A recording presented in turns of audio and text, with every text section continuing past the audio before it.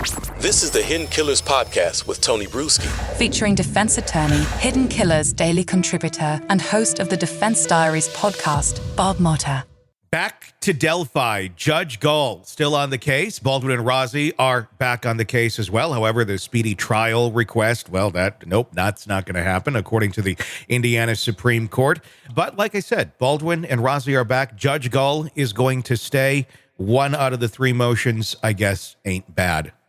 2 out of 3, that was 1 out of 3, so it's not quite the Meatloaf song.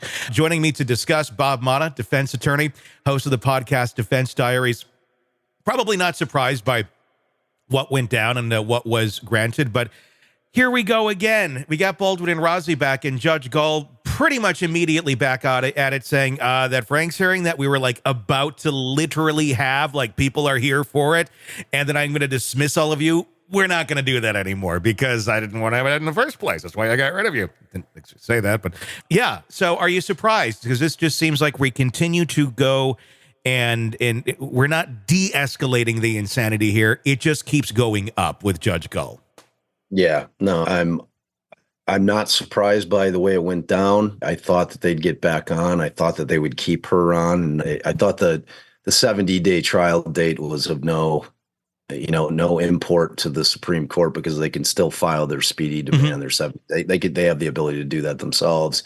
So the court didn't really need to address it. In terms of what she decided to do, 2 business days after the Supreme Court basically said, and without there being an opinion yet, that's the one thing that we need people to understand is that they put that order out in unbelievably fast fashion in terms of it came out the same day that the hearing took place, reinstating those 2 guys. And, they said, but our opinion's coming. And that opinion is very important because it's going to give all of us, and more importantly, the attorneys on the case, the understanding of what their rationale was with respect to why they made the decision, because there was at least one judge that dissented. It could have been a 3-2 count. It could have been a 4-1 count. We don't know. My wife tends to believe, and I agree with her, that the most likely reason for the dissent was the fact that they had not necessarily argued with what we thought that they should have, Allison and I, which was that they had entered their pro bono appearance, that they were no longer appointed counsel, but that they were in fact counsel of choice by way of them entering that appearance. And they didn't really include that in their petition.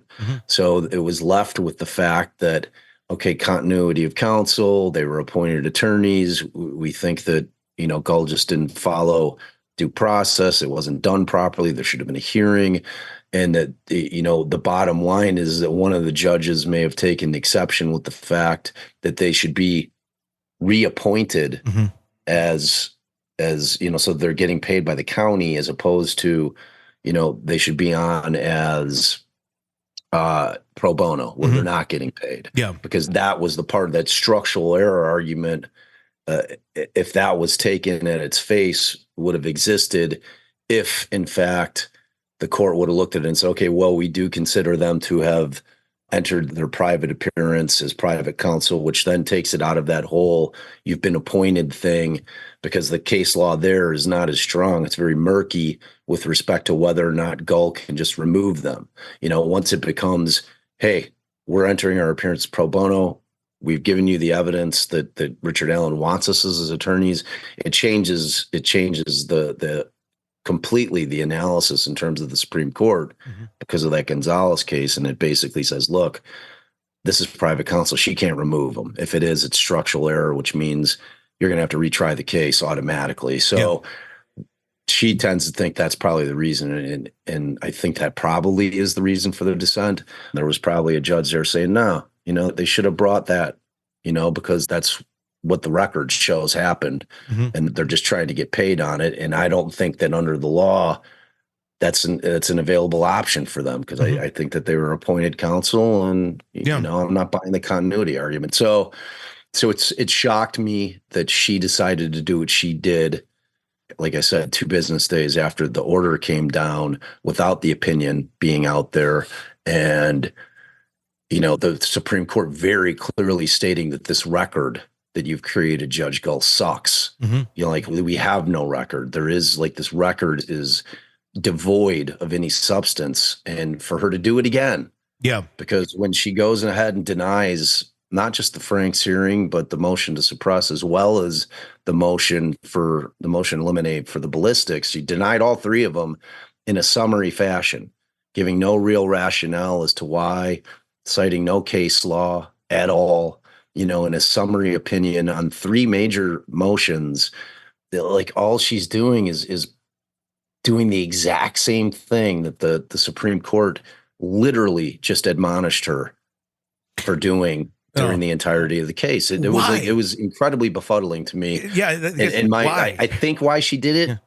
This is because she knows they are going to re-up their motion to recuse her. Mm-hmm. And I think she was trying to beat them, because once that happens, once they file the motion for her to be removed or recusal, she has no ability to rule on substantive motions until that's dealt with. Oh. So I think she was trying to beat them to the punch, because she anticipated that thing coming down any day. Mm-hmm. And she's like, well, before you do, I'm going to deny all your motions. But to me, there's still the argument that Rozzi had filed one. Mm-hmm.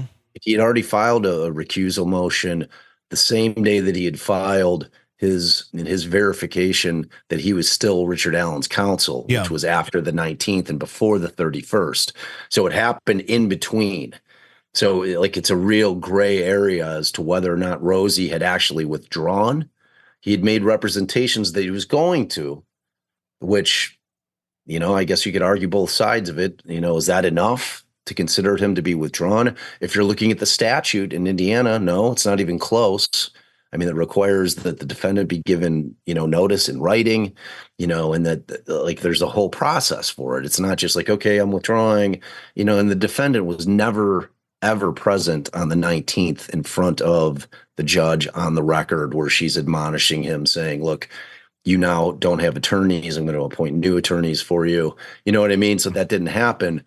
So, but there is a valid argument, which would basically mean if Rozzi's first recusal motion was found to be valid in terms of she would have been foreclosed from making those rulings anyway, which wouldn't stop her from down the road just making the same rulings again, because the way it's going to go in Indiana, and I had the discussions with a lot of Indiana attorneys when I was at the hearing, is that she's going to sit on her own recusal hearing.